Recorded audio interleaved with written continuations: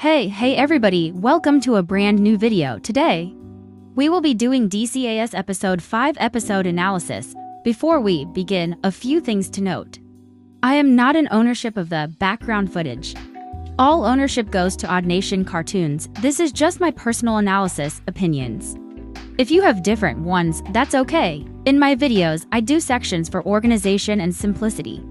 The sections for this video are episode analysis, who's going next, overall thoughts, conclusion. Without further delay, let us begin the video. Wait, you want to kill it? Well, yeah. How else would we eat it? We can keep her and name her Freckles. The episode begins with Tom and Aiden catching a chicken, leading to them bringing it back to the camp, with them wanting to eat it, which means Gabby, on the other hand, wants to adopt it and name her Freckles. Some have said that she wanted to name it Freckles for Ellie, since Ellie has Freckles. Personally, this is now my headcanon, lol. Ellie then suggests a vote, most vote to eat the chicken, while Ellie tries to make Gabby feel better by going off to find some fruit instead. Ellie reveals within confessional that she wanted to eat the chicken, but she didn't want Gabby to feel left out, which shows she does care for Gabby, and I need more of this. Next scene shows Ashley and Jake going to Fiore, playing nice, and Fiore saying to cut the act off, with it being revealed they wanted to form an alliance, with Ellie seeing and fearing the future, knowing her boyfriend hates Fiore. Production family cameo with Derek tempting Crystal to do her own thing since she's the host, and Emily going off to take a call. My first thought about the call is maybe Emily and Jensen are secretly working together, however it's hard to tell. Since we know so little about Emily, she's had so little screen time too. She's obviously going to be important sometime though. Just telling what it is the mystery anyway.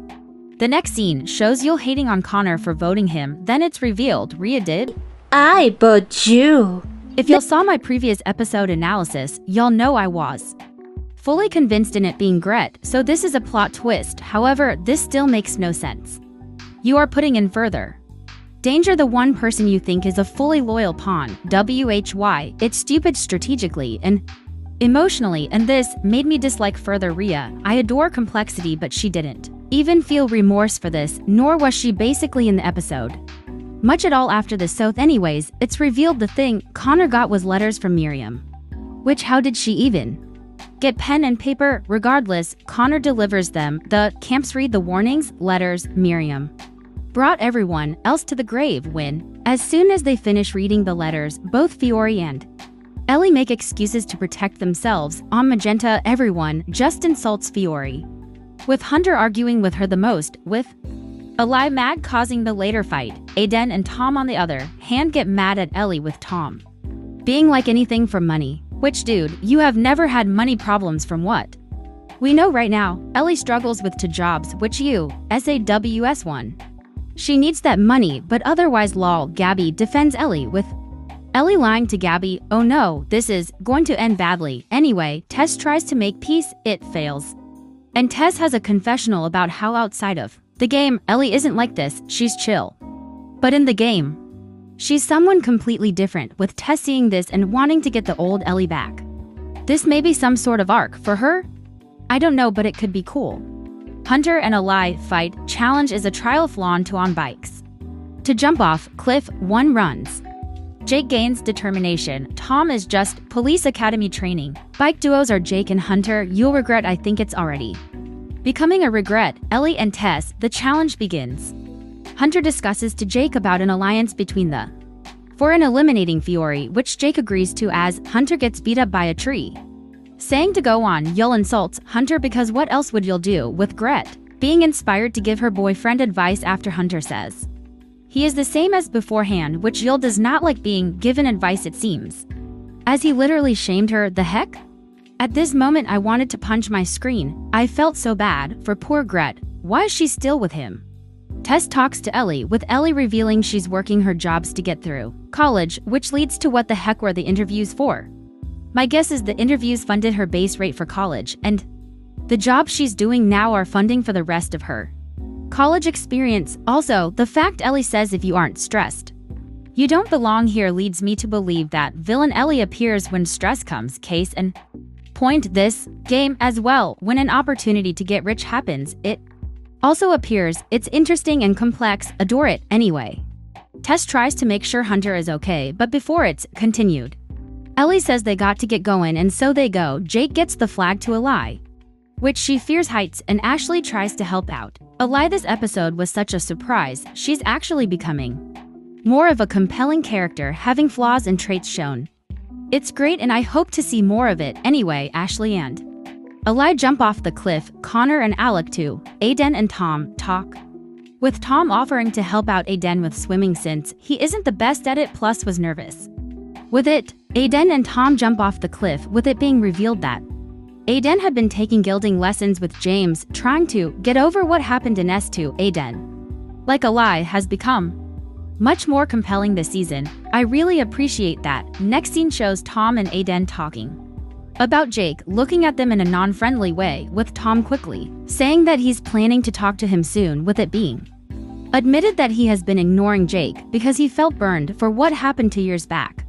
I feel like there's more to it. I guess we will see. Next shown is Ellie telling Tess to be careful when talking to Hunter, with Tess just stunned at what Ellie is winning game. She stands up for herself, going to Hunter, and they begin discussing about his relationship with Ellie and Ellie's struggles in general, that being the fact that Ellie can't brush off the hate she gets on her streams to her. She has to be liked above everything, which causes her stress at points. And that stress can make Ellie unbearable, rather hard to talk to. The fact they used the mostly dislike that most of the fandom has for her was used for her story. Her flaws, it is so smart, makes me sympathize with her. It's just so well done. It's also mentioned the game isn't helping much. I wonder how Ellie will go about the game now that Hunter is gone. Furthermore, how she will do without Hunter. This conversation too was great to see, as it's always cool to see Tess and Hunter talk. Plus, this Hunter I like more than the rest of the season Hunter, as he's not only understanding but is just likable here. At least to me. The confessional following this is Tess's realization of the issues between Hunter and Ellie. And Ellie's personal issues. Fiore and Rhea begin to run to finish the competition, with Fiore telling Rhea that the villain alliance was found out and asking Rhea to help her out, with her refusing, and Fiore asking why this is even an alliance. To me, Rhea knowing this information, she might suspect y'all, since she hates him, views him as somewhat stupid, plus would give more than just the vote to make him paranoid. That's just me though. Next scene shows Gabby carrying the team as usual, getting the win and sending Magenta to Tribal. When it comes to the elimination, I've seen a lot of discussion of it being quite plot armored to send Hunter home instead of Fiore, given how much they hate Fiore. This is addresses within the episode multiple times, again showcasing the hatred. However, with that it is shown that they think it isn't the best for the long term, which they are right. Let's say they voted Fiore, it would be an automatic tie between Hunter and Ellie in them, which Hunter and Ellie are both strong in challenges, so it wouldn't be easy. Overall, you could say they would win every challenge. But how can they bank on that? No one knows when merge is happening, or maybe even a team swap. Plus, it's not like they couldn't be sabotaged or screwed over like Cyan was in episode 3. Getting out Hunter was better for the long term than Fiore, though getting Ellie out was smartest, though I really don't care since I am so happy Ellie stayed so she can further development. Getting out Ellie would make Hunter and Fiore continue to fight, making the slim chance of Ellie and Fiore working together and causing a tie non-existent. Still, getting out Hunter gives Ashley and Jake full control over Magenta. Plus, I just don't see keeping Fiore in as plot armor. Maybe this is me just happy Jake is being strategic for once. Lol. Anyway, Ellie and Hunter have a wholesome goodbye and the episode ends. Honto. The next section of the video, who's going next? Wait, you want to kill it? Well, yeah. How else would we eat it? We can keep her and name her Freckles. Starting with Magenta, I don't see them losing again, but if they were to do so, I sadly think it's Ashley going bye-bye. Jake has to fix whatever he has with Tom, and he's becoming more likable. Fiore needs to make up with Alec. And Ellie is becoming a character. Ashley has already said her backstory, and other than with Jake, she really doesn't have much to do. Though again, I find this as a last-case scenario onto Cyan. To me, it's a toss-up if they or Yellow lose. To me, Tom is safe. since he's got to fix whatever he has with Jake and Aiden. Needs to stay because he's becoming more interesting, plus seems to have an underdog arc. Leaving Tess, Ellie, or Gabby out of these three, I'm leaning most towards Gabby. Tess seems to have some plot, and by her own words, "It's not my time to go yet." She also needs to talk with Ellie more so. Ellie I feel is way too obvious of a boot, plus if you eliminate Ellie, you don't have drama for Cyan. The only way I can see Ellie 1000% going is if she gets team swap. Screwed next episode, otherwise I think she'll get some plot armor for the time being. Gabby, as much as I adore her, the only story she really has is figuring out what the game does to Ellie, and learning that she lied to her, which can all be done in the next episode. They can be broken up for a bit in the next episode.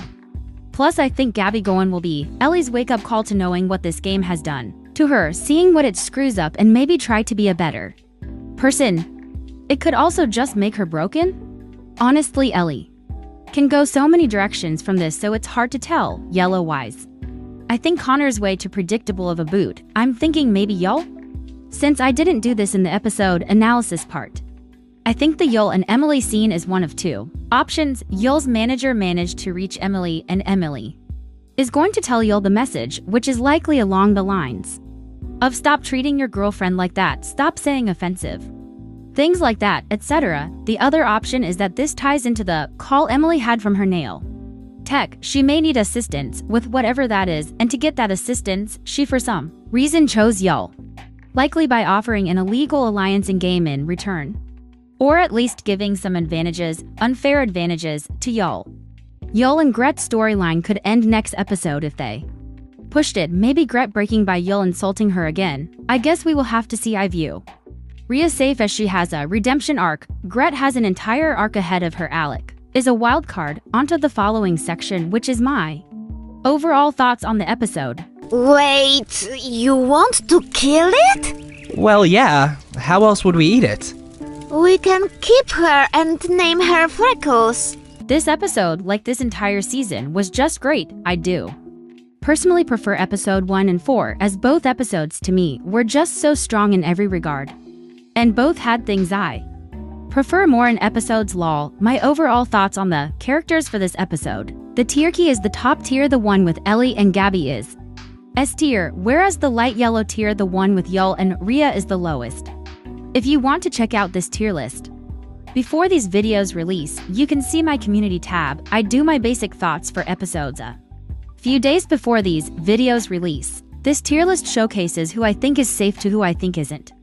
Each tier has one person from each team except for Yellow, for whom I think could go the most next episode. Once the trailer releases, it'll likely be more easier to pinpoint, but for now this is just theories. Now onto the final section of the video, the conclusion. Wait, you want to kill it? Well, yeah. How else would we eat it?